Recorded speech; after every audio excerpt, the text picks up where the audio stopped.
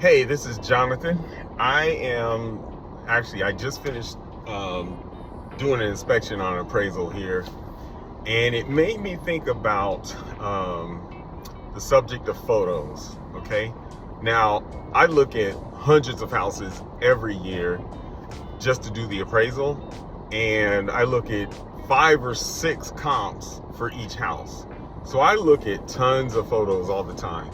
And I kind of see some trends here that I want to share with you. A couple of mistakes that I see, especially real estate agents, that they need to avoid. But let me share that with you right now.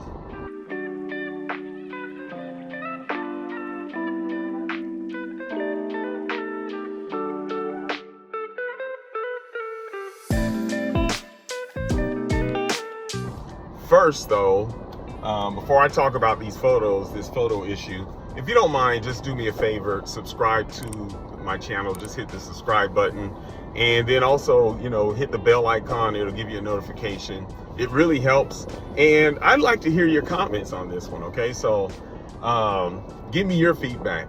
But again, what I've noticed is that there are certain things that agents, real estate professionals can do that will actually help their houses sell faster and for a higher price. I kind of see a trend here after looking at hundreds of of houses and doing lots of appraisals over years. So the first one is, don't use your cell phone to take photos.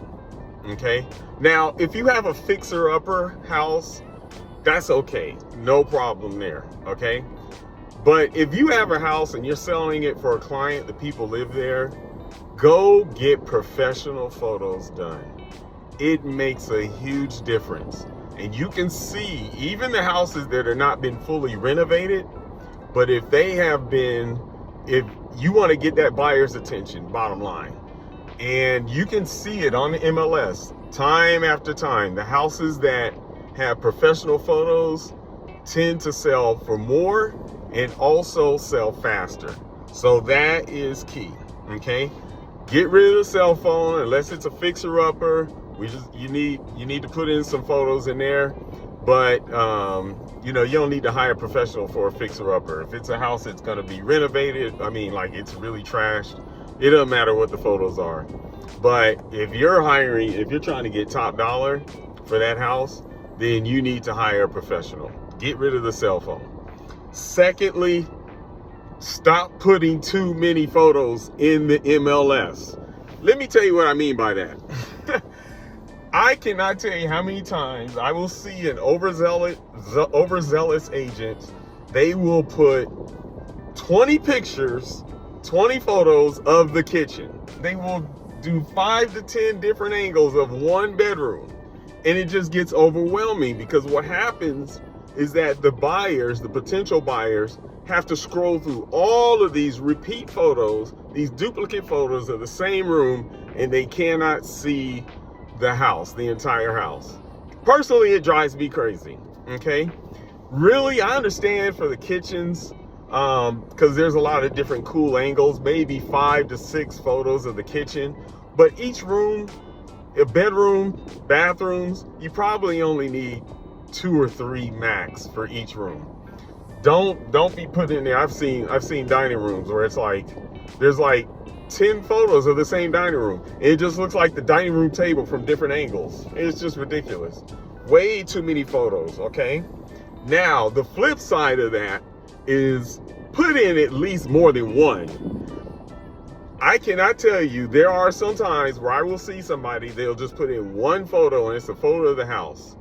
That is a lazy agent. If you see an agent that's doing that, do not hire them.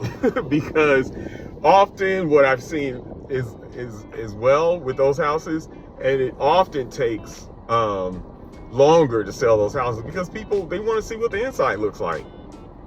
So at least take, if you're just trying to be a minimalist, obviously the front of the house, the back of the house, 2 or 3 photos of the kitchen, the bathrooms, and some of the living room. Okay, if you have a basement area, include that. That's your minimum. I get that. But now the last thing that you want to make sure is that your photos are accurate. because nothing turns off a buyer more than seeing this beautiful Taj Mahal house online or internet, but then they walk into the house and it looks crazy. It does not look as outstanding as it does in the pictures.